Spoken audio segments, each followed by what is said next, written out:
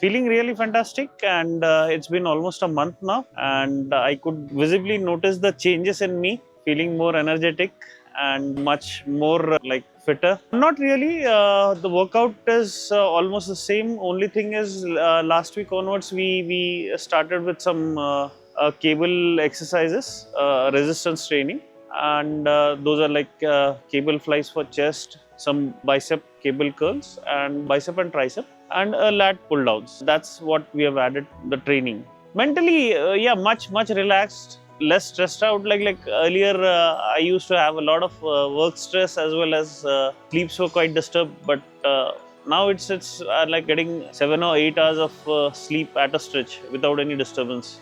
Yes, I do miss them, but yeah, we communicate every day over the phone calls. Yeah, absolutely. They have been watching every Sunday, and they tell me, Papa, your new episode is on air. So they have been watching it. Yeah, so it's quite encouraging and motivating for me.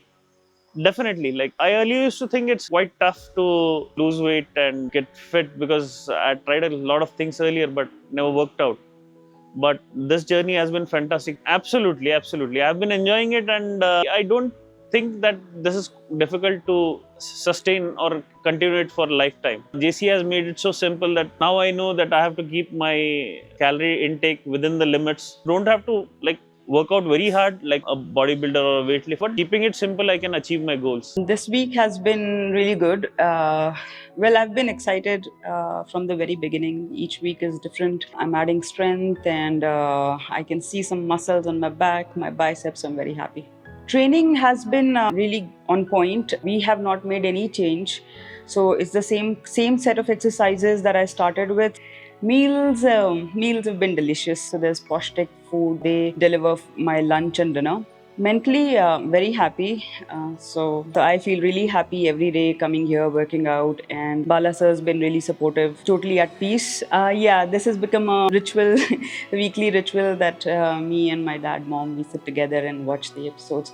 They are very proud of me, as well as they cheer for Deepak every time we watch. Yeah, so I hope that this series till now has been educational for you, and some of you, I hope, have already started your transformation journey alongside. I think I would request you to forward the link of these videos to whoever you think that it can help. And yeah, that's about it. Thanks for watching. So this year was, for me, my personal goal when the year started was to make this the best year in terms of fitness for myself. FITTR happened, this opportunity happened, which was exactly the time that I needed it. So I'm definitely gonna continue it. I'm learning a lot.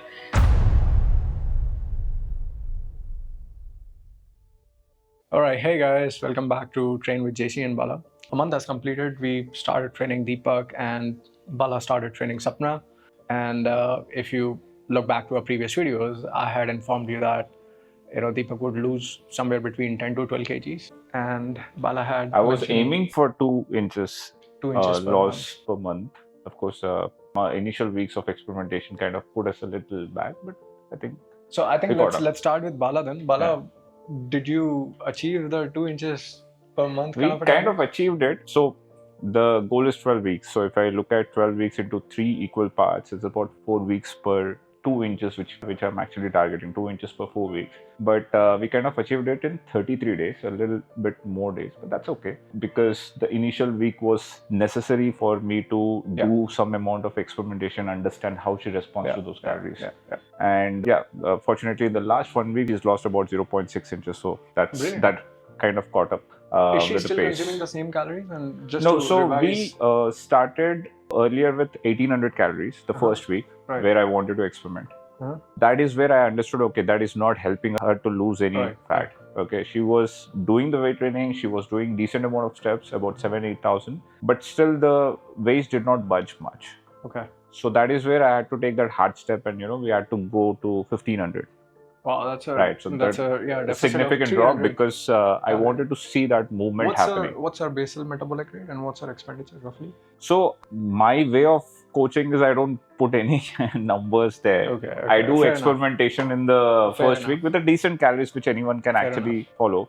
But at some point, I just have to look at, okay, I am targeting, let's say, 2 inches in the waist per month. That is about 0.5 inches per week.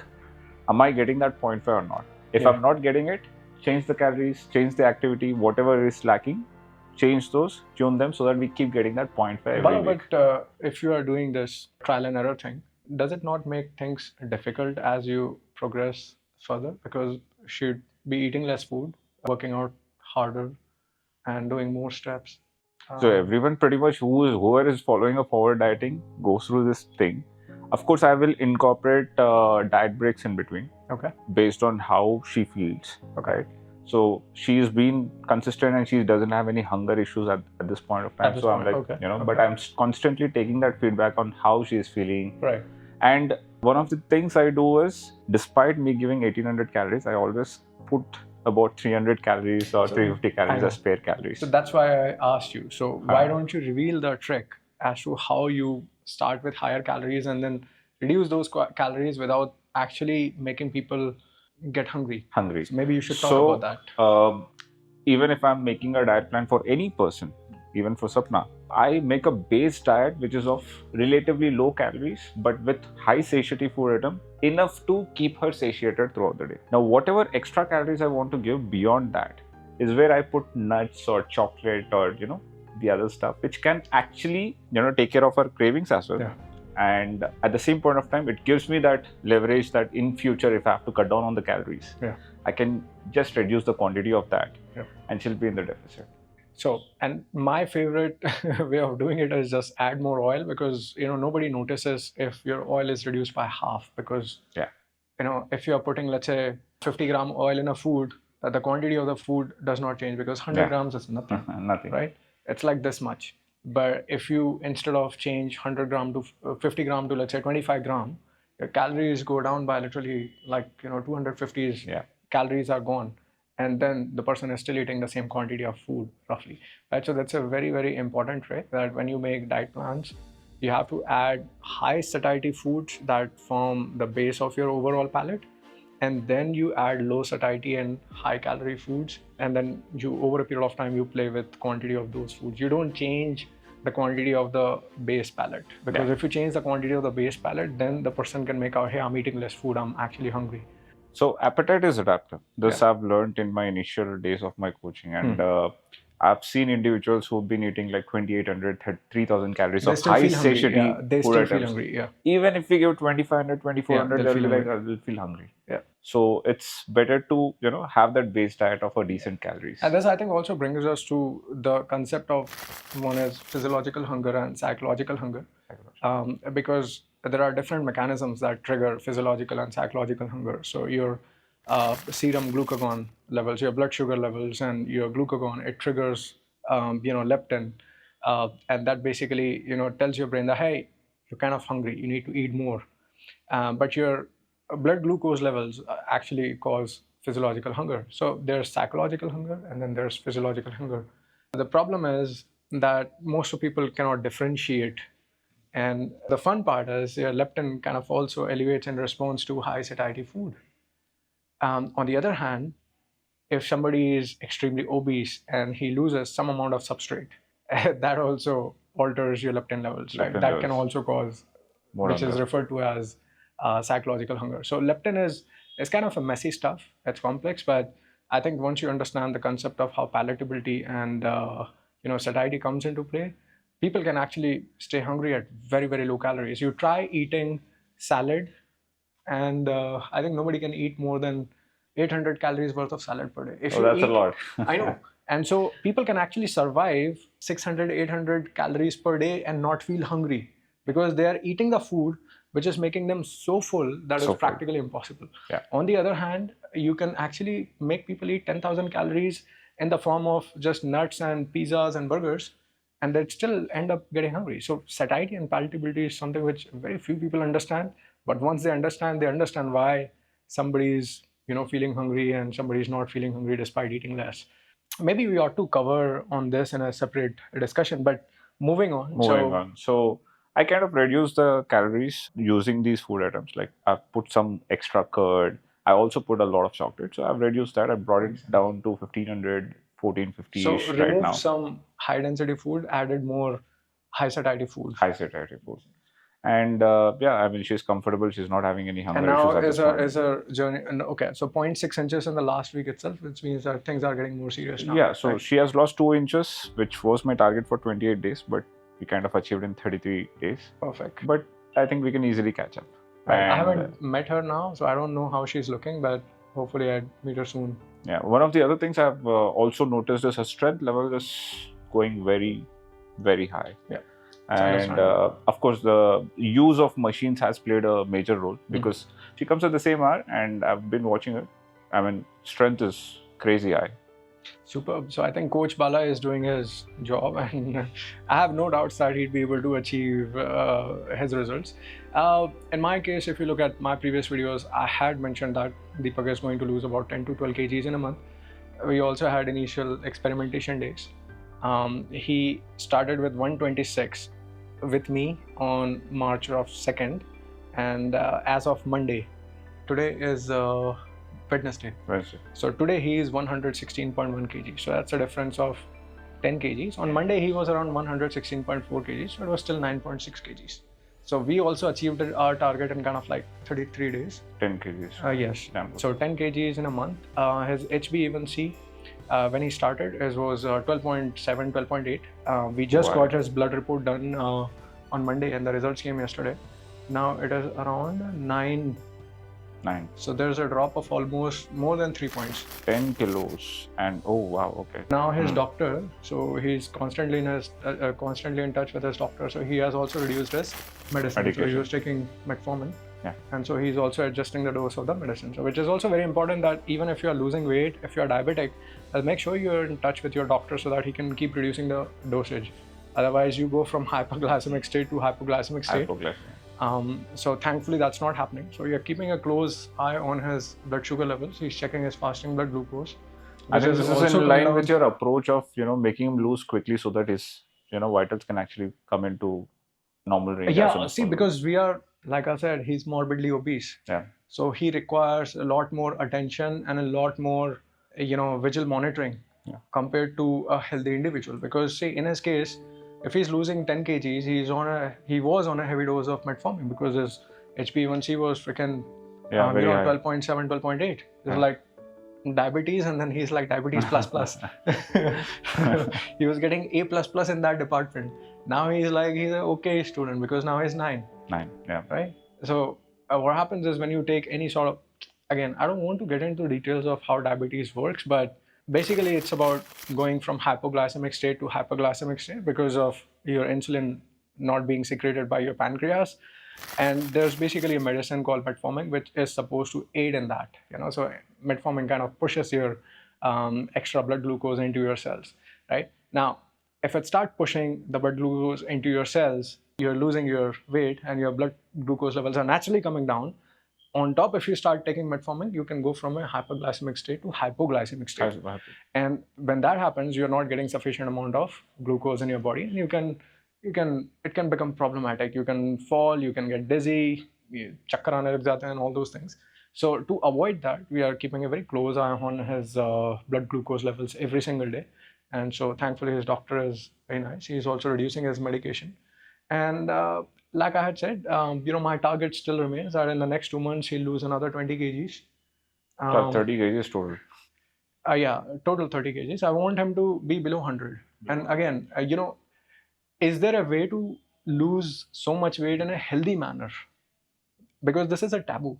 And I don't suggest anybody to do that. I'm doing it because of the experience of training so many people, working with doctors. And for somebody like him, I think just by losing so much of weight is like adding at least 5 to 10 good quality years, maybe even more. And the best part is now I think he understands what we are doing. It has kind of become a part of his lifestyle. I have to admit that I'm not actively training him as Bala is doing it. And that's because he's so damn diligent. He sends me a video of his workouts every single day. So I'm traveling, I travel a lot. And whenever I'm not here in town, he records the entire thing and sends me a video. Everybody in the gym is kind of getting inspired by him. And everybody's coming to him and asking him, hey, how are you doing this? So it's crazy. Very, very dedicated guy. I think I got really lucky. I'm pretty sure you feel the same, but I feel I'm more lucky. I don't know how Sapna is, but I think Deepak is incredibly amazing. I mean, I thank God that I ended up training this guy. It's incredible. I love him. He trains every day, walks every day. I have his entire chart. He sends everything. So diligent. Amazing. I'll let Sapna talk about this because there's been quite a lot of people who are coming and asking her specifically, like, what are you doing and all that stuff. So Nice. I was not interrupting in their conversation. I kind of observed. So in my case, I don't think anybody is going to accuse Deepak of, let's say, using drugs or steroids or any such thing, Yeah. because he's just losing 30 kg. And he's going there every single day. And we have life. But I'm pretty sure that by the time you're done with Sapna, there's a 100% possibility that some of these idiots are going to talk about what drugs she took, and what supplements she took, what fat burners she took, because there's no way somebody can go from like that 35, 36 waist to a 28 in a matter of 3 months, right? 3 months, That's the problem. But I'm really surprised to know that Deepak, being that heavy, is not being demotivated at any point of time, and he's doing it every day with that amount of mass. Of course, results do play a role, but he is looking at himself as well, right? So that's something which a lot of people I have observed that at some point they'll be like, "Arey nahi yaar, nahi karna hai." Yeah. A lot of people. So here's the funny part. Deepak always asks me, "JC, should I train more?" Because he's kind of still in doubt. We are not training enough. Because we haven't changed the calories. He's still consuming 2000 calories. For the last 2 days, his weight was kind of stuck. Not last 2 days. 3 days back, his weight was kind of stuck. It was not moving. And then one day it also got up. So then he was like, "JC, I think we should do more exercise." I said, "Relax. Maybe do 500 extra steps." So instead of 6,500 steps, he ended up doing 700 steps. And next day, his weight dropped by almost 400 grams. So I'm like, okay, you know what? Let's continue doing 6,500 steps. Yeah. We don't want to lose it too fast. Okay, so I'm not worried about him hitting a plateau. I have way too much margin to play with. Yeah. I have like a lot of leverage. Yeah. I've not even utilized that leverage even by 10%. We are still at the same calories, same steps, same everything. And this guy, I don't think plateau is any concern. And I think, Bala, you are also in a flow of things. I think 1,500, 1,400 calories is basically a decent amount of calories. 1,500 she is eating. Yes. Yeah. And if she just manages her stress. And I still have some leverage. It's not like, her base diet is made of 1350. Of course. So I still got some leverage there. So yeah, it should be easy. I've known you for 8 years, more than that. Okay, I think 10 years now. So of course I know that you are you, and how you are different from other coaches. So I think that's a update from me and Bala.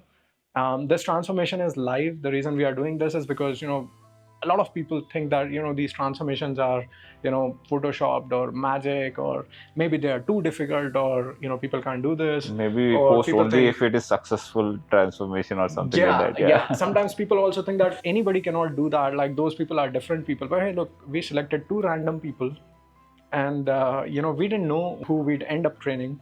We didn't know who these guys were, and now we are training these guys. And look, I want to highlight one thing. I think the reason why Deepak is so disciplined is one thing I've seen is that guy has immense amount of respect for me. I think that kind of, he's like that student who kind of wants to shine in front of his teacher. I constantly see him trying to impress me. Yeah. Which happens with you also? No, she's like competing with me. Okay. Like she's looking at me, अच्छा इतना उठा रहे हो मेरे को, at least इसमें से 70% तो उठाना है. Right. So different triggers. I think she is competing with you. So healthy competition. She's like, "Bala, look, I'm as strong as you." My guy is like, "JC, I respect you. I respect your time." I mean, at least in one day, whenever I'm there, he mentions it 2 to 3 or 4 times or even more, like how grateful he is for this thing. I'm like, you don't have to say that. I'm enjoying training you. I'm not even training you. You're literally doing it all yourself. So I think that also changes the dynamics. If people respect their coaches and respect the time, I think it brings in some amount of motivation. So important thing is, if you if you're training with somebody, a coach, or your teacher, I think you really got to respect your teacher. You know, I have a teacher, I have a boxing coach. He's almost 10 years younger to me, but I always call him sir. And nobody can convince me to call him by his name. It's just how I have been raised. You know, I've been raised to, respect people. If I'm learning from somebody, I have to respect them. I think that's a very important lesson. A lot of people in today's times, they don't understand things like morality, things like values, and but I think I'm maybe a little old school in that way. You know, but I think it's really important that if you want to move forward in life, you have to embrace these values. When you surrender yourself to your teacher, your guru, your life changes. Agreed. Okay, on that note, I think this discussion is helpful for you guys, and we'll see you on the next episode of Train with JC and Bala. See you next week. Bye.